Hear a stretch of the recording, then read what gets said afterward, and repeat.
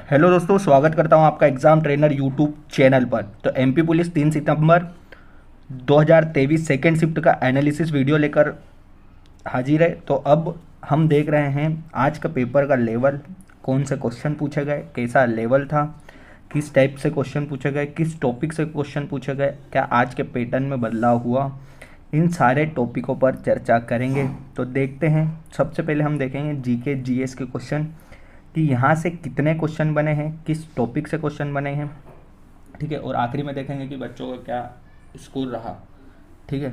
तो सबसे पहले देखते हैं कि बिहार के लोकगीत किस क्षेत्र में गाए गए, ठीक है। जो बिहारा लोकगीत है वो किस क्षेत्र में गाया जाता है, तो वो गाया जाता है बघेलखंड में, ठीक है। बघेलखंड क्षेत्र में गाया जाता है बिहारा लोकगीत। अगला क्वेश्चन पूछा गया कि G24 की स्थापना कब की गई। जो G24 है उसकी स्थापना कब की गई, तो उसकी स्थापना की गई 1948 को, ठीक है। G24 की स्थापना 1948 को की गई, ठीक है। अगला क्वेश्चन पूछा गया कि बांग्लादेश और पाकिस्तान की संसद का नाम क्या है। जो बांग्लादेश और पाकिस्तान की संसद का नाम क्या है, तो जातीय संसद मजलिस ए शूरा, ठीक है। जातीय संसद मजलिस ए शूरा बांग्लादेश और पाकिस्तान की संसद का नाम है, ठीक है। अगला क्वेश्चन पूछा गया, एमपी से क्वेश्चन है कि एमपी में अनेक अजूबों के नाम से किस शहर को जाना जाता है। जो अनेक अजूबों के नाम से किस शहर को जाना जाता है, तो उसके इसका राइट आंसर क्या होगा, खजुराहो को। जो खजुराहो है इसे जाना जाता है अनेक अजूबों के नाम से, ठीक है। खजुराहो शहर को जाना जाता है अनेक अजूबों के नाम से। फिर एमपी से ही क्वेश्चन बनाए कि किस जिले में केन नदी का उद्गम स्थान है, ठीक है। तो कटनी, जो केन नदी है वो कटनी से निकलती है, ठीक है। तो केन नदी का उद्गम स्थान कौन सा है, कटनी, ठीक है। तो बिहारा लोकगीत बुंदेलखंड, G20 की स्थापना 1948, बांग्लादेश और पाकिस्तान की संसद का नाम जातीय संसद मजलिस ए शूरा, एमपी में अनेक अजूबों के नाम से जाने जाने वाला शहर खजुराहो। उसके बाद किस जिले से केन नदी का उद्गम होता है, तो कटनी से, ठीक है। आगे देखते हैं।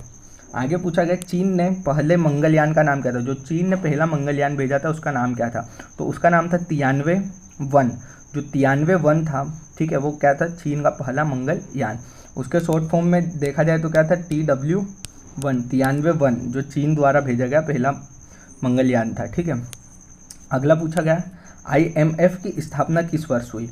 जो IMF है, अंतर्राष्ट्रीय मुद्रा कोष, ठीक है, IMF, इसकी स्थापना कब हुई, तो इसकी स्थापना हुई 1944 में, ठीक है। 1944 में IMF की स्थापना हुई है। अगला क्वेश्चन पूछा गया भारत में मसालों का सबसे बड़ा उत्पादक राज्य। जो भारत है यहाँ पर मसालों का सबसे बड़ा उत्पादक राज्य कौन सा है, तो केरल, ठीक है। केरल में सबसे ज़्यादा मसाले उत्पादन होते हैं, ठीक है। तो भारत में मसाले उत्पादन में सबसे बड़ा राज्य केरल। अगला है नागपुर उच्च न्यायालय की स्थापना। जो नागपुर में उच्च न्यायालय है उसकी स्थापना कब हुई है, तो उसकी स्थापना हुई है 2 जनवरी 1936, ठीक है। 2 जनवरी 1936 को नागपुर उच्च न्यायालय की स्थापना हुई है। अगला क्वेश्चन पूछा गया भारतीय जीवन बीमा अधिनियम किस वर्ष प्रारंभ हुआ। जो भारतीय जीवन बीमा अधिनियम है वो किस वर्ष प्रारंभ हुआ, तो ये हुआ है 1956 को। 1956 को भारतीय जीवन बीमा अधिनियम प्रारंभ हुआ है, ठीक है। अगला क्वेश्चन पूछा गया कि 1858 अधिनियम के समय भारत के वायसराय कौन थे, ठीक है। जो 1858 का अधिनियम था उस समय भारत के वायसराय कौन थे, तो उस समय भारत के वायसराय लॉर्ड कैनिंग थे, ठीक है। तो कौन कौन से क्वेश्चन बने, चीन के पहले मंगलयान का नाम तियानवे-1, फिर IMF की स्थापना 1944, फिर भारत में मसालों का सबसे बड़ा उत्पादक राज्य केरल, नागपुर उच्च न्यायालय की स्थापना 2 जनवरी 1936, भारतीय जीवन बीमा अधिनियम किस वर्ष प्रारंभ हुआ, तो 1956, और 1858 अधिनियम के समय भारत के वायसराय कौन थे, लॉर्ड कैनिंग। आगे क्वेश्चन देखते हैं। आगे क्वेश्चन पूछा गया ऊषा गांगुली किस क्षेत्र से संबंधित है, ठीक है। ये पूछा था ऊषा गांगुली किस क्षेत्र से संबंधित है। उसमें ऑप्शन क्लियर नज़र नहीं आए थे, तो बता देते हैं कि जो ऊषा गांगुली है वो एक तो थिएटर निर्देशक है, ठीक है, दूसरा अभिनेत्री है, और तीसरा समाज सेवी है, ठीक है। जो ऊषा गांगुली है वो क्या है, थिएटर निर्देशक, अभिनेत्री एवं समाज सेवी। अगला क्वेश्चन आया था कि 2021 में BWF में सिल्वर मेडल किसने जीता था, ठीक है। जो 2021 था उसमें BWF में सिल्वर मेडल किसने जीता था, तो किसने जीता था, कदम्बी श्रीकांत एवं पीवी सिंधु ने, जो कदम्बी श्रीकांत एवं पीवी सिंधु है, इन्होंने क्या करा था, BWF में सिल्वर मेडल जीता था। फिर अगला क्वेश्चन पूछा गया, भारत ने कब तक 175 गीगाबाइट नवीनीकरण ऊर्जा स्थापित करने का लक्ष्य रखा? तो कब तक रखा था? 2022 तक। तो भारत ने 175 गीगावाट नवीनीकरण ऊर्जा स्थापित करने का लक्ष्य कब तक रखा था? 2022 तक। ये क्वेश्चन मेरा था। फिर अगला क्वेश्चन वही जनगणना से आया था कि अलीराजपुर जिले की साक्षरता दर, जो अलीराजपुर जिला है वहाँ की साक्षरता दर कितनी है? तो 36.1 है। ठीक है, अलीराजपुर की साक्षरता दर 36.1% है। फिर अगला क्वेश्चन बना था अंत्योदय योजना से। ठीक है, अंत्योदय अन्य योजना से बना था। ठीक है, उसके बाद टूडा वर्षावन से कुछ क्वेश्चन बना था, एग्जैक्ट क्वेश्चन नहीं मिल पाया है। ठीक है, और फिर क्या बना था और देख लेते हैं। और इसमें बना था कि गांधी जी ने किसे अजात शत्रु कहा था? तो डॉक्टर राजेंद्र प्रसाद को कहा था गांधी जी ने अजात शत्रु। और कार्ग नदी का नाम, जो कार्ग नदी का नाम है, कार्ग नदी से ही कोई क्वेश्चन बना था, तो वो चीज़ क्लियर नहीं हो पाई है, इसलिए कार्ग नदी के समथिंग कोई क्वेश्चन बना है। और भी जो क्वेश्चन छूट गए हैं, अगर आपका आज की शिफ्ट में पेपर था तो आप कमेंट बॉक्स में ज़रूर कमेंट करके बताएं। ठीक है, जितने क्वेश्चन हमें मिले थे हमने सारे क्वेश्चन बता दिए। तो जीके जीएस के कोई पैटर्न अभी चेंज नहीं हुआ है। ठीक है, तो वही पैटर्न चल रहा है, तो आप अच्छे से तैयारी करें। अब आगे बात करते हैं हम साइंस की। ठीक है, आगे किसकी बात करेंगे? साइंस की। तो विज्ञान में क्या पूछा गया था कि पेट्रोल डीजल के जलने से सबसे अधिक कौन सी गैस निकलती है? जो पेट्रोल या डीजल जलता है उससे सर्वाधिक गैस कौन सी निकलती है? तो कार्बन मोनोऑक्साइड। ठीक है, पेट्रोल डीजल के जलने से सर्वाधिक गैस कार्बन मोनोऑक्साइड निकलती है। आगे क्या पूछा गया? ओजोन छिद्र सर्वप्रथम कहाँ देखा गया? जो ओजोन छिद्र है वो सर्वप्रथम कहाँ देखा गया? तो वो देखा गया था अंटार्कटिका में। ठीक है, अंटार्कटिका में देखा गया था ओजोन छिद्र। फिर अगला पूछा गया, भूपटल में सबसे अधिक मात्रा में पाए जाने वाला तत्व क्या है? तो ऑक्सीजन है। जो भूपटल है इसमें सर्वाधिक मात्रा में पाए जाने वाला तत्व क्या है? ऑक्सीजन है।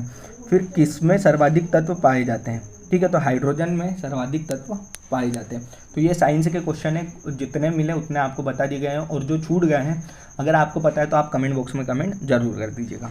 ठीक है, अगली बात करते हैं मैथ्स के टॉपिक में। मैथ्स के टॉपिक में क्या चीज़ें आई है वो देखते हैं। तो CISI से 4 क्वेश्चन आए हैं। ठीक है, CISI से कितने क्वेश्चन? 4 क्वेश्चन।